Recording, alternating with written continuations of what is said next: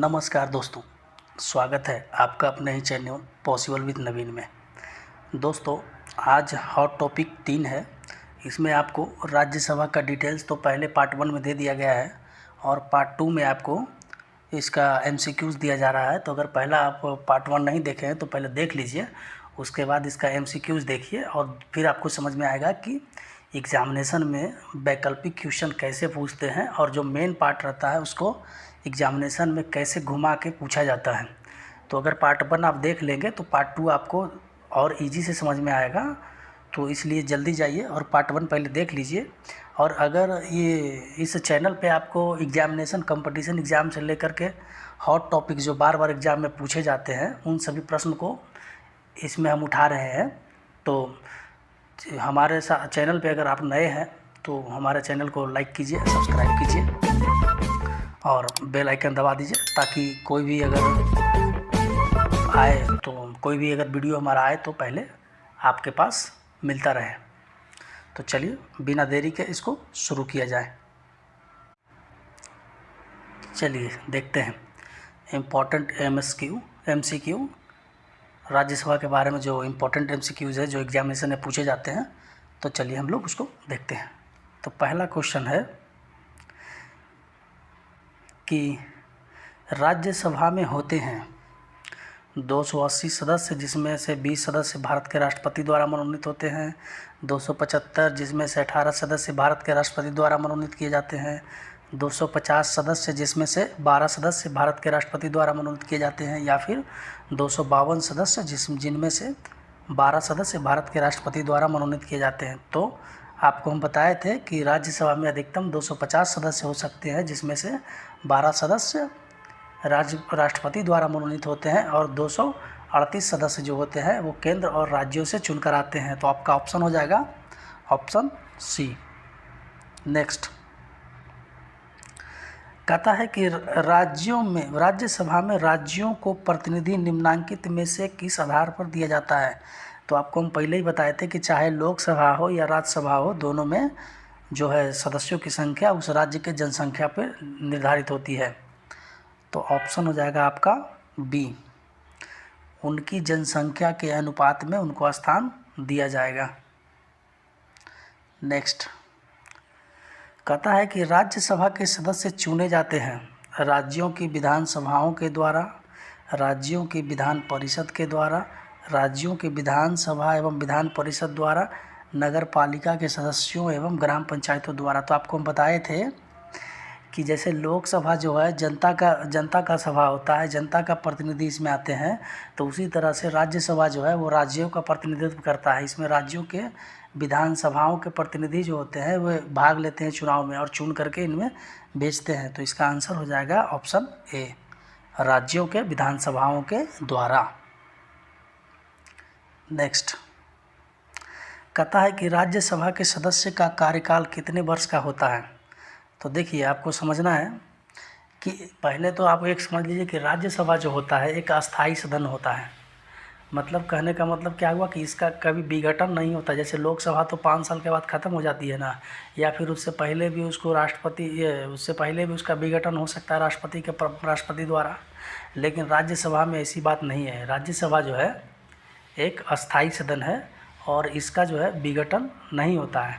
तो इसका जो प्रत्येक सदस्य है वो 6 वर्ष के लिए चुना जाते हैं और प्रत्येक 2 वर्ष पे इसके 1/3 सदस्य जो है अवकाश ग्रहण करते हैं और फिर उसके जगह पर नए सदस्य आते हैं।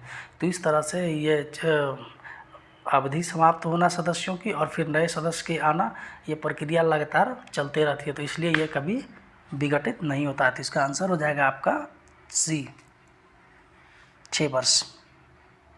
नेक्स्ट कहता है कि राज्यसभा के संदर्भ में निम्नांकित में से कौन सा कथन सही है।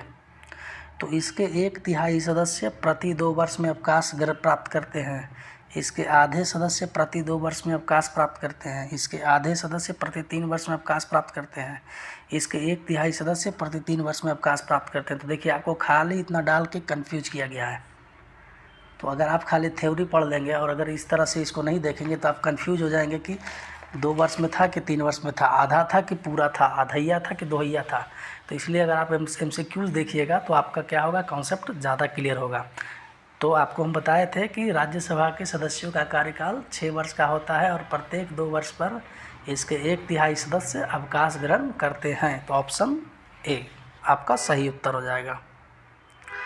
नेक्स्ट कहता है कि राज्यसभा को अस्थायी सदन कहते हैं क्योंकि सभी सदस्य आजीवन सदस्य होते हैं। तो ऐसा तो नहीं था।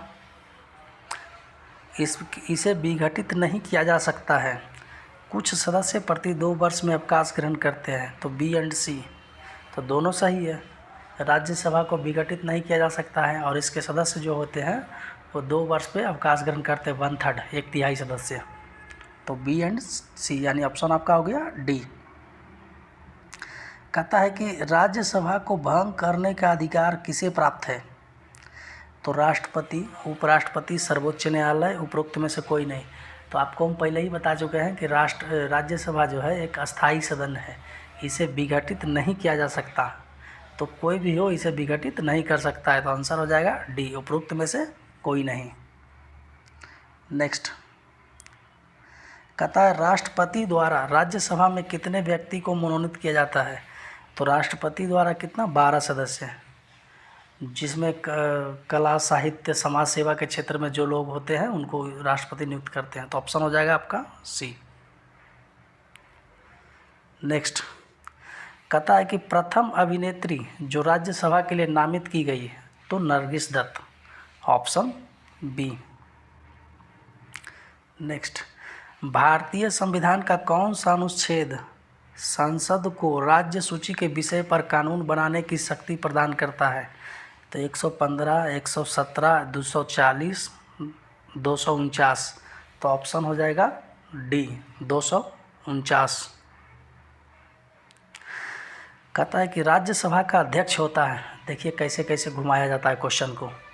राष्ट्रपति द्वारा नियुक्त किया जाता है, संसद द्वारा चयनित होता है, उपराष्ट्रपति पदेन अध्यक्ष होता है, राज्य परिषद के सदस्यों द्वारा चुना जाता है। तो आपको हम बताए थे कि राज्यसभा का जो अध्यक्ष होता है कौन होता है। तो राज्यसभा का जो अध्यक्ष होता है उपराष्ट्रपति होता है, इसका पदेन सभापति होता है उपराष्ट्रपति। तो आपका ऑप्शन हो जाएगा सी। कहता राज्यसभा का अध्यक्ष उसका सदस्य नहीं होता है। अच्छा सॉरी, किस सभा का अध्यक्ष उसका सदस्य नहीं होता है।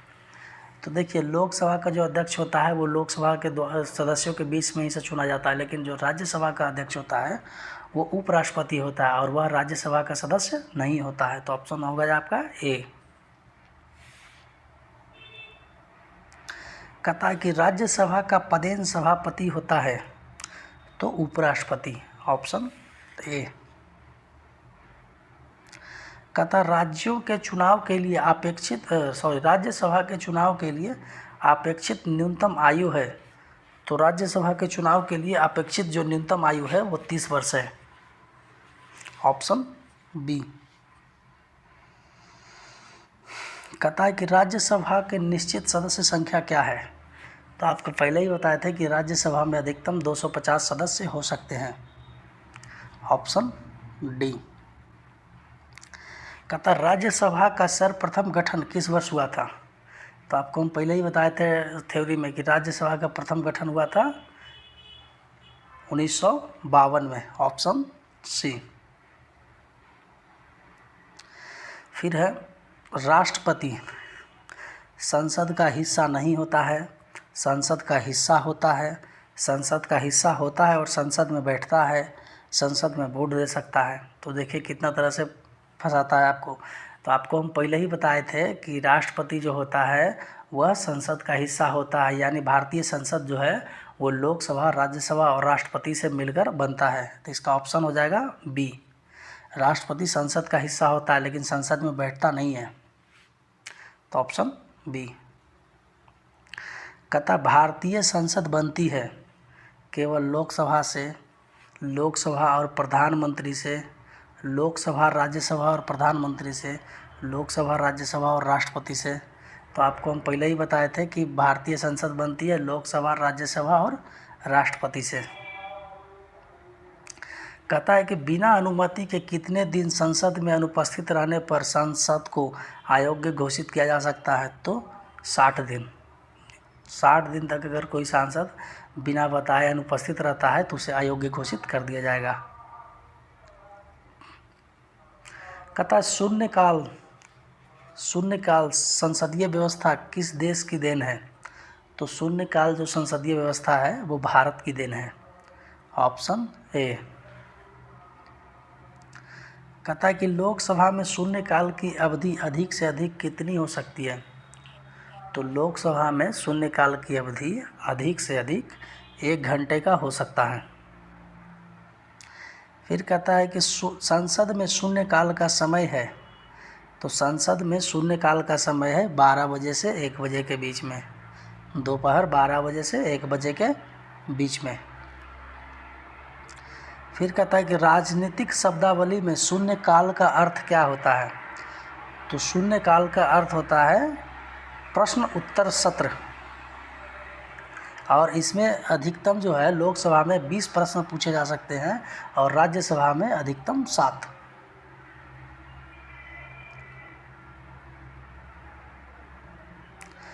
धन विधेयक को कहाँ पुनः स्थापित किया जा सकता है? धन विधेयक को कहाँ पुनः स्थापित किया जा सकता है? तो लोकसभा में। ठीक है, धन विधेयक को लोकसभा में ही पेश किया जा सकता है, राज्यसभा में नहीं जाता है। राज्यसभा क्या है कि उसके पास जाता है सिर्फ जा गया तो उसके पास 14 दिन के अंदर में उसको लौटाना होता है। अगर नहीं लौटाएगा तो उसके बिना मर्जी के ही पास मान लिया जाएगा। देखो आइए गया, लोकसभा द्वारा पारित धन विधेयक राज्यसभा द्वारा भी पारित मान लिया जाएगा यदि राज्यसभा द्वारा उस पर कोई कार्यवाही नहीं की जाती है तो 14 दिनों तक। Option B. धन विधेयक भारत के संविधान के किस अनुच्छेद में है? तो धन विधेयक जो है भारतीय संविधान के अनुच्छेद 110 में है। Option B. कहता है कि कोई विधेयक धन विधेयक है या नहीं इसका निर्णय कौन करता है? तो कोई विधेयक धन विधेयक है या नहीं इसका निर्णय करता है लोकसभा का अध्यक्ष।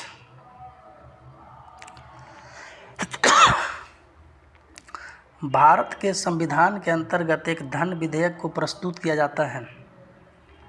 तो आपको बताए थे कि भारतीय संविधान के अनुसार धन विधेयक केवल और केवल लोकसभा में प्रस्तुत किया जाता है। तो ऑप्शन हो जाएगा सी। तो इस तरह से ये MCQs राज्यसभा का समाप्त हो गया। नेक्स्ट जो है वो प्रधानमंत्री का डिटेल्स और MCQs आएगा। तो आप लोग बने रहिए हमारे वीडियो के साथ और हमारे चैनल को लाइक सब्सक्राइब शेयर बात कीजिए। अगर आपको अच्छा लगता है हमारा जानकारी तो धीरे धीरे हम क्या करेंगे, पूरा एक जब ये चैप्टर पूरा ख़त्म हो जाएंगे, पूरा टॉपिक्स ख़त्म हो जाएंगे तो इसका मैं हॉट सेट प्रैक्टिस भी करवा दूंगा बढ़िया से एकदम डिटेल में, ताकि आपका एग्ज़ाम में ज़्यादा से ज़्यादा अंक आए। तो चलिए इसी के साथ ये वीडियो समाप्त होता है। धन्यवाद।